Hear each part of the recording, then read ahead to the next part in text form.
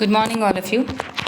We will start our very important topic of Indian economy, that is demonetization in India.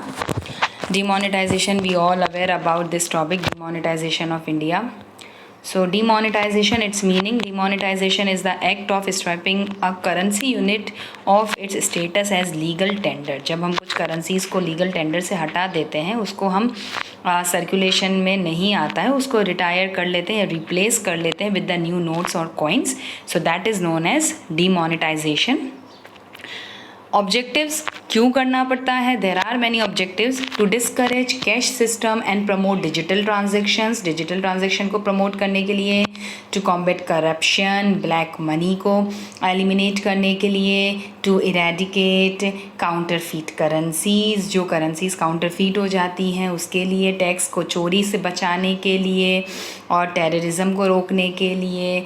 Then to expand the tax base, के tax benefits जो मिलते हैं लोगों को या जो ईजीली जो टैक्स का कलेक्शन हो सकता है उसके लिए.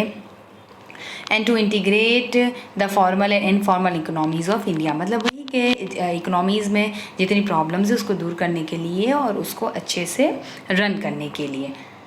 नाउ डीमोनेटाइजेशन इन इंडिया, कि कब हुआ डीमोनेटाइजेशन इंडिया में? फर्स्ट ऑन 12 जनवरी 1946 को हुआ था, when currency notes of 500, 1000 and 10,000 उनको डिमोनिशंस कर लिया गया, मतलब डिमोनेटाइज कर लिया गया था by the viceroy and RBI governor Shri CD.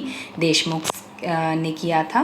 Then the second is then the next हुआ था demonetisation in India then January 16, 1978 में. उस टाइम पर 1000, 5000 और 10,000 के नोट्स को डिमोनेटाइजेशन किया था by the prime minister Shri Morarji Desai थे उस टाइम, और आरबीआई गवर्नर थे श्री आई.जी. पटेल. फिर उसके बाद now the last one demonetisation हुआ इंडिया में 8 नवंबर 2016 में, जिसमें करेंसी नोट्स 500 और 1000 को डीमोनेटाइज्ड किया गया था. These notes accounted for 86% of the India's currency supply, मतलब सबसे जो 500 और 1000 का, क्योंकि वो बड़ा नोट होता है तो वो जल्दी से, मतलब उसको ही सबसे ज़्यादा जो सर्कुलेशन में था वो था और इसी को डीमोनेटाइज किया था.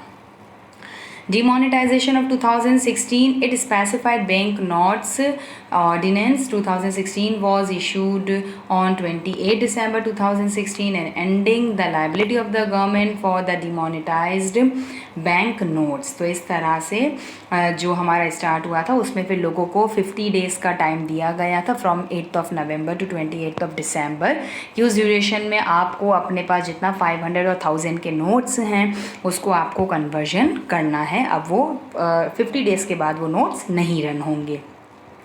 द स्पेसिफाइड बैंक नोट्स, वो एक्ट के अंडर ही ये सारा काम होता है.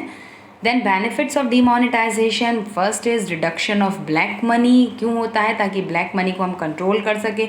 जो लोग जो छुपा कर रखते हैं पैसा अपने घरों में, जो, तो उस केस में क्या होता है उसको बाहर लाया जा सके, क्योंकि जब वो चलेगा ही नहीं तो लोग भागेंगे बैंक की तरफ, बैंक में पैसा डिपॉजिट करवाएंगे तो ऑटोमेटिकली लोगों की जेब से वो पैसा बाहर निकलेगा.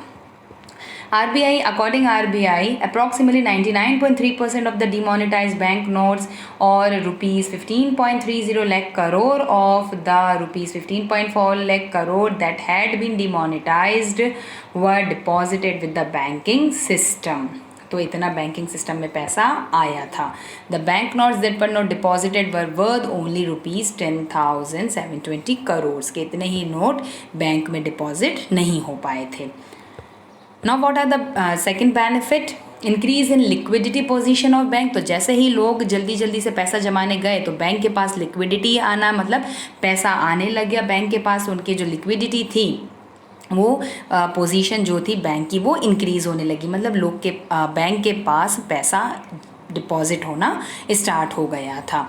तो after demonetisation people have deposited their banned currencies in banks, तो लोग क्या करने लग गए, एफडीज करवाने लग गए, सीएडीज करवाने लग गए जल्दी जल्दी, ताकि यूँ है कि हमारा पैसा किसी भी तरह से इधर उधर नहीं होना चाहिए।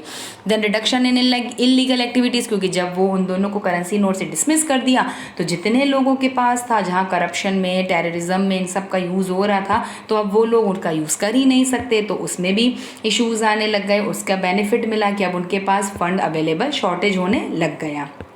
Then reduction in counterfeit currencies, the ban of 500 and 1000 notes and introduction of new currency with high security feature will reduce the circulation of fake currencies।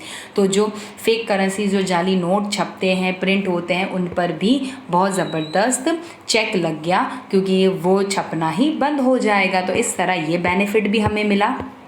Then cashless economy को हमने सबसे ज़्यादा प्रमोट किया, डिजिटल इकोनॉमी को किया, लोग ज़्यादा से ज़्यादा अब ATM, debit card, credit card इनका यूज़ करेंगे, तो इन सबको हमने इंक्रीज़ किया था।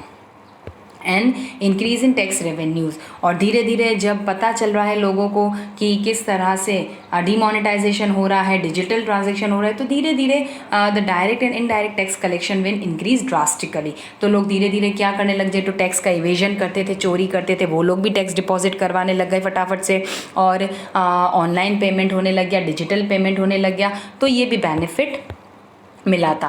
But definitely there are always two heads, if there are some benefits then definitely there are some demerits also. तो कुछ डिसएडवांटेजेस भी हैं। Number 1, inconvenience of the people, लोगों को लंबी लंबी क्यू में खड़ा होना पड़ा रातों रात। जब ये बोल दिया गया कि अब ये नोट्स नहीं चलेंगे तो बहुत इनकन्वीनियंस होता है। जिन लोगों के पास ब्लैक मनी डिपॉजिट था उनको टेंशन होना स्टार्ट हो गया। फिर कई लोग ऐसे थे जिनके पास एटीएम कार्ड नहीं थे, तो वो ऑनलाइन ट्रांजैक्शन कैसे करेंगे, डिजिटल कैसे होंगे, वो सिखाना, तो वो बहुत सारा पैनिक भी लोगों में स्टार्ट हो गया था।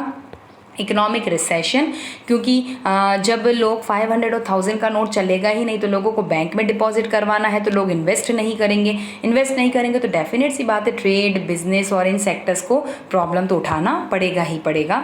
Then additional cost for the government, कि जब गवर्नमेंट था 500 और 1000 का नोट को सर्कुलेशन में नहीं करेगी और अब वो 2000 का नोट करेगी, तो वो भी तो प्रिंट करने पड़ेंगे ना गवर्नमेंट को, तो उसके लिए उसको कॉस्ट लगानी पड़ेगी, एडिशनल कॉस्ट देनी पड़ेगी। और जब न्यू नोट्स आएंगे 500 के भी, तो उसको भी रीप्रिंट करना पड़ेगा, तो उसमें भी तो पैसा लगेगा ना।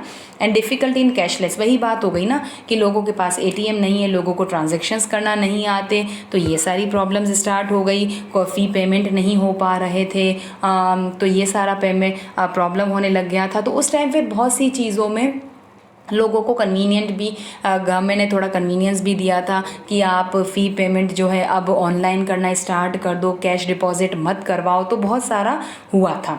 और डिफ़िकल्टी इन इम्प्लीमेंटेशन, डेफिनेट सी बात है अगर हम कुछ नया एक्सपेरिमेंट करते तो उसको इम्प्लीमेंट करने में थोड़ा टाइम लगता ही है, तो डिफ़िकल्टी तो उठानी ही पड़ी थी क्योंकि लोगों के हाथ में नया पैसा आया था। अच्छा, नाउ 2000, अब आप मार्केट में 2000 का नोट लेकर घूमोगे तो जो छोटे छोटे शॉपकीपर्स हैं, जो स्ट्रीट वेंडर्स हैं, आप अगर उनको 2000 का नोट दोगे तो फिर वो कहाँ से चेंज लेकर आएगा। तो ये भी डिफ़िकल्टी हुई थी कि एकदम से 2000 का मार्केट में नोट आ गया लेकिन लोगों के पास उसको चेंज करवाने का पैसा नहीं है, तो ये सारा इश्यूज़ भी आए थे इकोनॉमी में। सो conclusion, as a consequences of demonetization tax evasion got reduced। Tax evasion मतलब चोरी करना लोगों ने बंद कर लिया था, बहुत कम हो गया था, ब्लैक मनी का भी डिक्रीज़ हो गया था, डिजिटल ट्रांजैक्शन इंक्रीज़ हुआ था, market of mobile phones and internet service provider improved. तो इस तरह से काफ़ी बेनिफिट्स मिले। डेफिनेट सी बात है डिसएडवांटेजेस तो साथ चलते ही हैं, बट अगर एडवांटेजेस हैं हमारे लिए तो it is good for an economy. तो इस तरह से डीमोनेटाइजेशन हुआ था। Okay, so this is all about demonetization. Now just see, there are some questions. Write a note on demonetization, define demonetization, what are the objectives, what are the merits, what are the demerits, critical evaluate में यही होता है, what are the, you have to write the merits, demerits, etc. Okay, so these are the questions also. Okay, thank you so much.